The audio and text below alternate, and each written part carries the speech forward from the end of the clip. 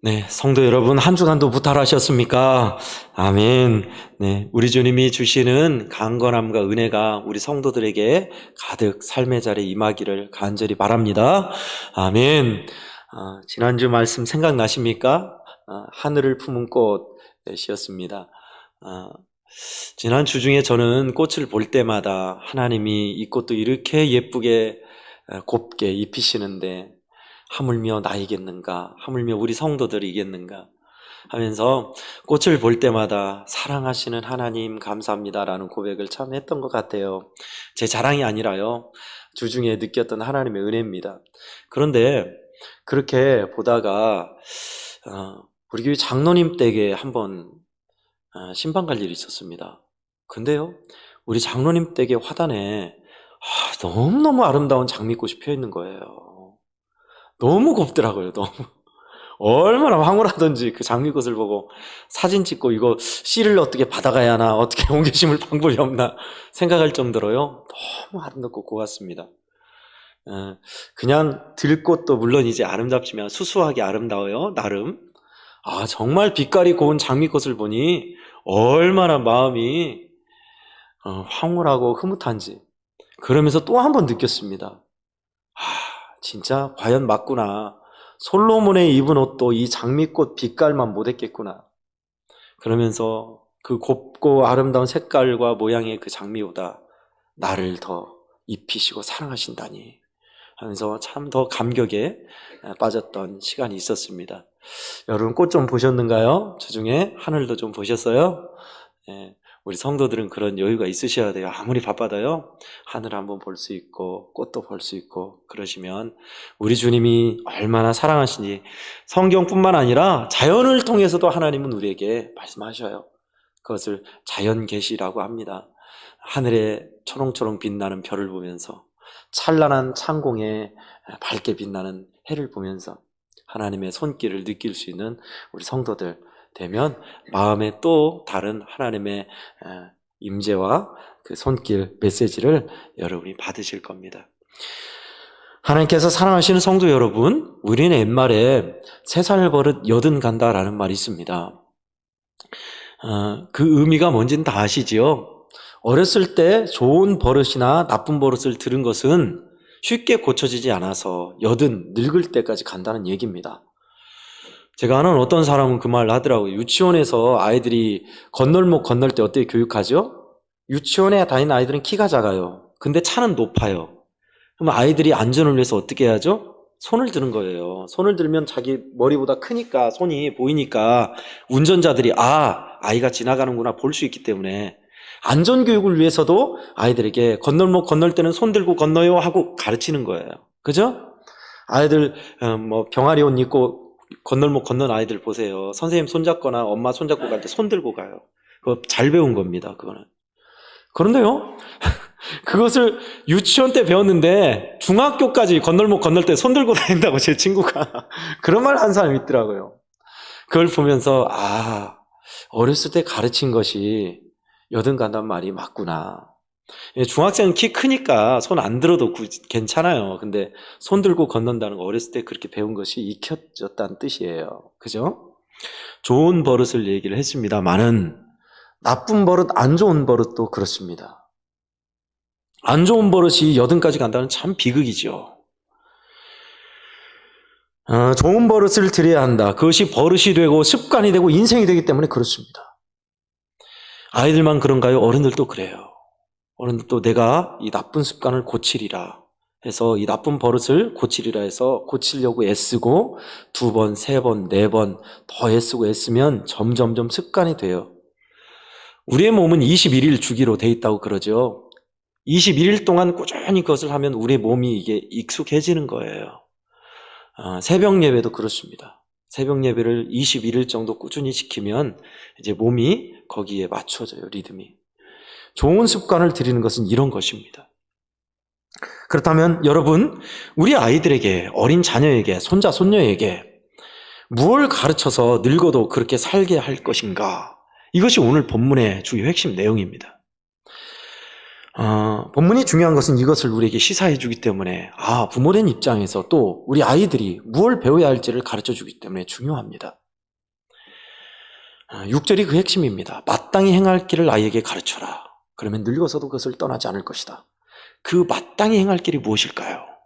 마땅히 가르쳐야 할 것이 무엇일까요? 여러분, 요즘 부모님들이 원하는 것이 뭔지요? 그걸 보면 가르치는 게 뭔지가 나와요. 부모인 여러분들도 여러분들이 자녀에게 무엇을 원하는지가 있지요? 어떻게 됐으면 좋겠다가 있지요? 대부분은 동일합니다. 우리 자식이 나처럼 고생 안 하고 부유하게 살고 높은 자리, 훌륭한 자리에 앉고 또 행복하고 건강하게 살면 좋겠다는 것은 다 동일할 거예요. 그죠? 그런데 자식을 그렇게 살게 하기 위해서 뭘 가르치냐가 많이 차이가 납니다.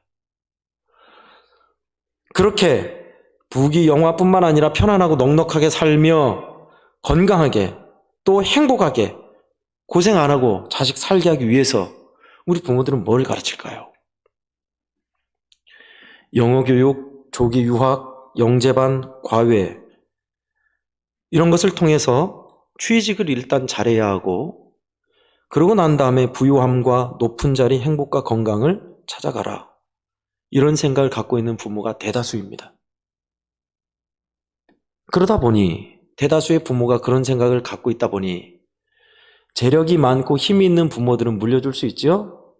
결국은요, 나머지 자잘한 자리 싸움을 하는 거예요. 우리 아이들은. 그죠? 이런 현실에서 정말 우리 자녀들에게, 아이들에게 가르쳐줘야 할 것이 무엇일까요? 성경은 그런 영어교육, 조기교육, 과외가 아니라고 이야기합니다. 물론 그때는 그런 게 있었는지도 모르겠지만요. 성경은 필수적인 교육을 4절에서 이야기하고 있습니다. 겸손과 여호와를 경외함. 그것의 보상이 뭐라고 그래요? 재물, 부귀입니다. 영광, 높은 자리입니다. 생명, 강건과 장수와 행복입니다. 결국 우리 부모들이 자식에게 주고 싶은 거 아닙니까? 그죠? 내 속으로 낳은 자식을 내가 잘 안다라고 할성 싶어도요. 하나님이 가장 잘 아십니다, 사실은. 이 자녀는 어디에 적합하게 쓰이는지, 무엇을 좋아하는지, 어떤 모습으로 하나님께서 적절하게 사용하실지는 하나님이 아세요. 부모인 우리에게 맡겨주신 겁니다. 겸손과 하나님을 경외함을 가르치는 것, 늙어서도 떠나지 않게 그것을 가르치라고 이야기하고 있습니다. 겸손이 뭘까요? 낮추고 섬기는 것입니다. 우리 자녀들에게 겸손을 이야기하면 패배자의 삶일 겁니다. 왜요? 남에게 꿀리고 섬기고 남 도와주는 일만 하는 것이 어찌 승리의 삶이겠어요? 우리 자녀들이나 부모들은 한편 내 자식이 꿀리지 않고 당당하고 인정받고 대접받고 기죽지 않기를 바라시잖아요. 근데 어쩝니까? 성경은 그런 사람보다 겸손한 자들이 더 은혜를 받고 높아진다고 반대로 이야기하고 있습니다. 숙일 줄 알고 양보하는 미덕이 있고 구부릴 줄 아는 사람이 참으로 복되게 될 것이고 귀한 자리에 앉게 될 것이다라고 오늘 성경이 말하고 있습니다. 그 겸손이란 게 뭘까요? 웃어른과 선배에게, 동료에게 자기 자신을 숙일 줄 아는 것 아니겠습니까? 좀 더 구체적으로 기본 예의입니다. 예의라고 하니까 좀 그런데 예의 범절, 청학동에서 배운 예의도 있겠지만 저는 이것 중에 더 핵심인 것은 인사를 예를 들고 싶습니다. 인사를 잘하는 것. 참 아이러니하게도요, 제가 교육전도사 또는 이제 전임전도사, 부목사 때까지 우리 아이들에게 나중에 가르쳤던 것이 인사예절, 전화예절이었습니다. 그건 어디에서 배워요? 원래 학교에서 배우잖아요. 유치원이나 초등학교 때. 근데 교회에서 가르쳐야만 했어요. 왜 그랬을까요? 아이들이 안 하니까요. 더 나아가 핵심은 젊은 부부들이, 젊은이들이 먼저 그렇게 안 사니까요. 우더른을 보거나 인사해야 할 분 봐도 멀뚱멀뚱. 아이들한테 인사도 안 시켜요, 요즘은. 그런갑다 하지요. 뭐 인사받고 살자, 또 대접받고 살자, 소위 요즘 말하는, 아이들이 함부로 말하는 꼰대 이야기 하는 거 아닙니다. 인사 그거에 뭐 무슨 겸손이라고, 요즘 시대에 무슨 인사, 구식이라고 얘기할 수 있겠죠. 근데 그렇지 않더라고요. 현실을 보면. 우리 여수노예 이야기입니다. 아는 목사님이신데요. 그 목사님은 참 인사성이 밝으신 분이셨어요. 명절이 되면 존경하는 선배 목사님들 찾아가서 인사드리고 자그마한 음료수라도 드리고 꼭 지나갈 때는 전화도 드리거나 가끔 갈 때 찾아뵈서 인사드리고 이야기 듣고 그랬더니 선배 목사님들이 다 좋아했어요. 그런데 한 큰 교회에서 목사님이 은퇴하게 되었습니다. 은퇴하게 되면 새로 목사님을 청빙해야 하잖아요. 물론 청빙위원도 있고 여러 가지 과정을 거칩니다만은 그 목사님은 그 인사성 잘하는 목사님을 뽑았어요. 우리 교회보다 더 큰 교회예요. 그러면서 하는 말, 나는 다른 것 안 봤어. 사람 보고 뽑았어. 무슨 말이에요? 선배 공경할 줄 알고 인사 잘하고 성실하게 목회하는 사람, 그거면 되죠. 목회 잘하고 있어요. 지금도 기대됩니다. 저는 그게 부응하고 있어요. 인사 하나만 잘해도 그렇게 인정받더라고요. 특출하게 실력 있고 스펙 쌓고 아니더라고요. 인사만 잘해도 선배에게, 의도른에게. 기본이잖아요. 우리 어렸을 때 배운 거 아닙니까 이거? 겸손의 표현이에요. 안녕하시냐고 인사하고. 그러면 된 사람으로 인정받아요. 자기한테 좋더라고요. 자기한테. 사람들한테 환영받고 그 사람 된 사람이라고. 얼마나 좋습니까?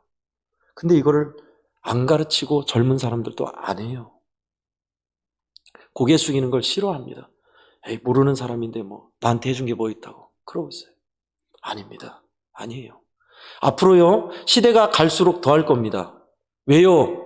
인사도 안 하고 예의도 없는 사람이 많아지기 때문에요. 그런 자녀들이 더 이제 두각을 나타나게 돼 있어요. 보세요. 모두가 다 천편일률적인 외국어 똑같은 교육받는데 거기에서 독특한 창의력이 있어야 쓰임받지요. 외국은 이미, 선진국은 이미 그 과정으로 나아가고 있어요. 그런데 우리는 여전히 똑같은 지식에만, 성경이 말하는 정말 가치 있는 것은 뒤로 하고 돈이 안 될 것 같으니까 그렇게 가르치고 있죠. 겸손과 예의, 인사. 제가 옛날 훈장님 같은 얘기하는 게 아니라요. 오늘 성경 말씀에 겸손한 자에게 은혜를 주신다 하셨고 겸손과 하나님을 경외하는 자에게 그런 재물과 보상과 영광, 생명이 있다고 말씀하고 계십니다. 저는 우리 자녀들뿐만 아니라 우리 기성세대인 부모들도 이것을 잘 부드럽게 가르쳐서 우리 자녀들이 누구한테나 된 사람으로 안 믿는 사람이건 믿는 사람이건 환영받는 우리 자녀들 되기를 또 그렇게 잘 가르치는 부모 되기를 축복합니다. 아멘. 두 번째는 하나님을 경외함입니다. 하나님을 두려워할 줄 알고 하나님과 친밀하게 되는 것입니다. 우리 아이들에게 솔직한 마음으로 하나님에 대해서 한번 물어봐 보십시오. 그러면 아이들의 대답은 물론 여러 대답이겠습니다만은 재미없는 하나님, 불공평한 하나님, 그 생각이 자리 잡고 있습니다. 왜 재미없는 하나님일까요? 그렇지 않아도 종일 앉아서 수업 받고 늘 앉아서 선생님 하신 말만 듣고 있는데 교회도 똑같잖아요. 앉아서 계속 듣고 있어야만 하니 또 하나님이 나한테 해준 게 느껴지지 않으니 재미없는 하나님, 따분한 하나님, 불공평한 하나님으로 아이들은 생각할 수가 있습니다. 그러나 하나님은 분명히 살아서 역사하시고 얼마나 짜릿한 하나님이신 줄 몰라요. 우리 인생에 하나님의 뜻대로 살기만 하면, 하나님의 손길에 이끌려 나아간다면 얼마나, 드라마도 그런 드라마가 없죠. 대역전 드라마, TV에 나온 드라마는 저리 가라예요. 얼마나 짜릿하게 놀라운 하나님이신 줄 모릅니다. 근데 우리 아이들은 그것을 못 보고 있고 체험하지 못하고 있어서 그렇습니다. 예수님을 만나고 주님의 역사하심을 아는 사람들은요, 하나님 섬기는 것이 얼마나 신난지 몰라요. 간증하는 사람들 한번 표정과 이야기, 삶을 한번 보세요. 생명이 있어요. 명랑하고 힘이 있습니다. 그것은 바로 하나님에 대한 만남과 체험이 있기 때문에 그렇습니다. 그렇다고 해서 제가 우리 자녀들에게, 우리 성도들에게 기적 같은 놀라운 체험, 막 병이 낫고 막 축복이 쏟아지고 모든 일이 술술술 풀리는 그런 체험만 하시라는 건 아닙니다. 생활 속에서 소소한 것부터요, 하나님이 은혜 주신 것을 기억하고, 내 생활에 내 못되고 삐뚤어진 마음을 주님이 이렇게 고치시는구나. 또 하나님께서 하신 말씀을 진짜 내 생활에서 생각해 보니 그 말이 맞다 하는 작은 것들 말입니다. 그러면 하나님과 더 친밀하게 될 것입니다. 말씀을 정리하겠습니다. 자녀의 교육이 쉽지 않으시죠? 자식 농사만큼 어려운 것이 없다고 하는 말 사실입니다. 하나님께서 우리에게 맡겨주신 자녀, 세상 지식도 물론 살아감에 필요합니다. 그러나 그보다 가장 먼저인 겸손과 예의, 그리고 하나님과 친밀함을 우리는 가르쳐야겠습니다. 알려줘야겠습니다. 또 우리 어린이 주일이기 때문에 특히 예배를 드리는 우리 어린이, 조금 더 확대하자면 우리 청소년들까지 저는 부탁하고 싶어요. 충분히 잘 놀으라고 부탁하고 싶습니다. 어쩌면 좀 미안한 감이 들어요. 늘 공부만 하게 만드니까. 저는요, 그렇게 안 살았거든요. 저는 어릴 때 충분히 놀았어요. 산으로 들로 연날리기 하고 썰매 타고 비석치기 하고 친구들과 열매 따먹으러 가고, 아무튼 열심히 놀았습니다. 놀면서 게임할 때 비석치기나 고무줄놀이 할 때 그러잖아요. 룰이 있잖아요. 룰을 지켜야 하는구나, 안 지키면 이렇구나. 또 어린아이 편 나눠서 무슨 놀이를 할 때 어린아이도 끼워주는 그 포용성도 배우고 사회성도 배우고 그러죠. 그러나 요즘 아이들은 잘 놀지 못해요. 솔직히 말하자면 컴퓨터에 매여 있다고 보는 것이 더 정확할 겁니다. 스마트폰이나 컴퓨터에. 아니에요. 그거 노는 거 아니에요. 전 우리 아이들이 잘 놀았으면 좋겠어요. 세상에 성공한 사람, 친화력 있는 사람, 우리 기성 어른 세대 중에 정말 귀한 영향력을 끼친 사람 보세요. 잘 노는 사람입니다. 공부 잘한 건 아니고요. 그래서 공부하지 말란 게 아니고 공부는 하되, 그래서 기본적인 숙제는 잘하되 잘 놀았으면 좋겠어요. 우리 아이들이. 교회에서도 잘 놀고 친구들끼리, 사람끼리요. 스마트폰만 하고 컴퓨터만 앉아있고 하는 것보다요. 정 어울리기가 싫으면 재밌는 만화책이라도 봤으면 좋겠어요. 저는 만화책을 자주 많이 못 봐서 웃기지를 못하는 사람입니다. 만화책을 자주 본 사람들은 잘 웃기더라고요. 여러분, 잘만 웃겨도요, 얼마나 환영받는지 몰라요. 딱딱한 분위기를 녹여주고 재밌게 해주고 웃게 해주면 얼마나 환영받는지 몰라요. 전 우리 아이들에게 잘 놀았으면 좋겠어요. 부모님이 너 학원 보내줄까? 뭐 해야 돼? 하면 엄마 나 좀 놀고 싶은데 라고 말이라도 했으면 좋겠어요. 잘 놀아야 돼요. 자연을 벗삼아 친구들과 우정을 쌓고 재밌게 놀아야 돼요. 참 그랬으면 좋겠어요. 우리 아이들. 오늘 제목을 제가 왜 이상하게 잡은 줄 아십니까? 주힘린이. 주린이라는 용어가 있습니다. 주식을 처음 하는 어린이 약자입니다. 주린이. 그러나 그런 의미가 아닙니다. 또 여러분들은 또 약자를 죽게 힘을 얻는 어린이라고 그런 식으로 또 표현할 수 있는데 그런 의미도 아닙니다. 주일이 힘든 어린이 약자입니다. 우리는 안 그렇지요. 도시 가면요, 강남 가면 특히 더 그런다 가죠. 주일 예배가 늦어지면 난리 납니다. 부모님들이. 왜요?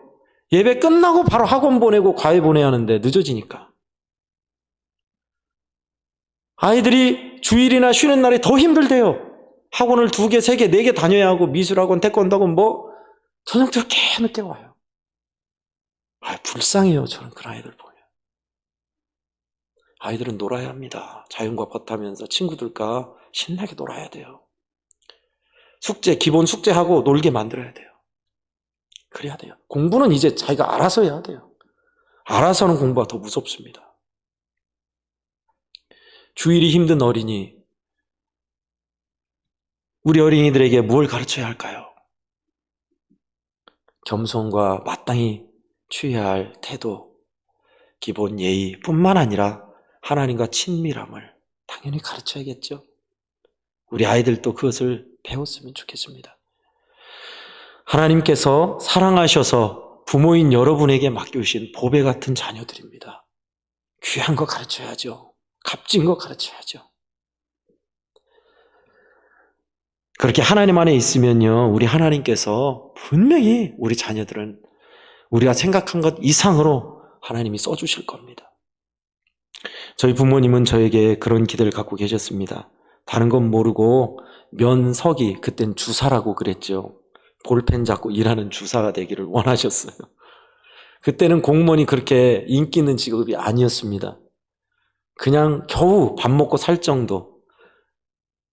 그거를 되기를 원하셨어요. 저는 무조건 싫었고요, 그런 거.